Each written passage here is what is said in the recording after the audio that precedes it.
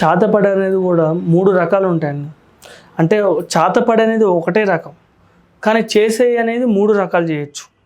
ఇప్పుడు నేను చెప్పాను కదా, శ్రీ వశీకరణ కూడా చాతపడి ప్రయోగంతోనే చేయొచ్చు.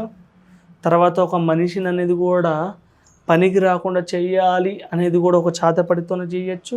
ఇంకోటి ఒక కాంట్రాక్టు, తర్వాత వచ్చేసి బిజినెస్ రూపంలో కూడా అవి ఏమి రాకుండా అనేది కూడా చెయ్యొచ్చు. ఇన్ని పరిణామాలు అనేది ఉంటాయి. ఎందువల్ల అంటే ఇప్పుడు మన ఇంకోటి ఏంటిదంటే చాతపడి చేసేవాళ్ళు చాలామంది ఉంటారు, ఒకరే కాదు.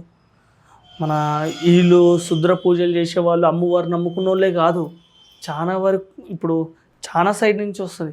కొంతమందిని ఇప్పుడు మనం ఎన్ని భాషలు ఎన్ని పేర్లు ఉన్నాయో అంతమంది చేయగలుగుతారు.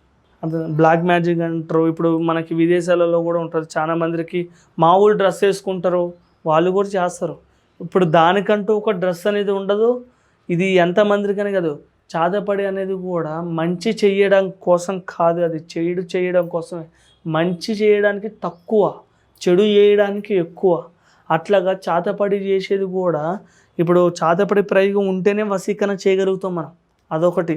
చాతపడి మనం ఇల్లు కట్టుకున్న తర్వాత ఇల్లు ఒక 6 నెలలను అమ్ముకోవడం, అదొకటి. ఇవి అనేది కూడా చాతపడిలో అనేది కూడా మన వడ్డు అనేది ఒక మాట అనేది ఒకటే, అలా 100 రకాలుగా చేయొచ్చు మనం చాతపడిని అట్లా.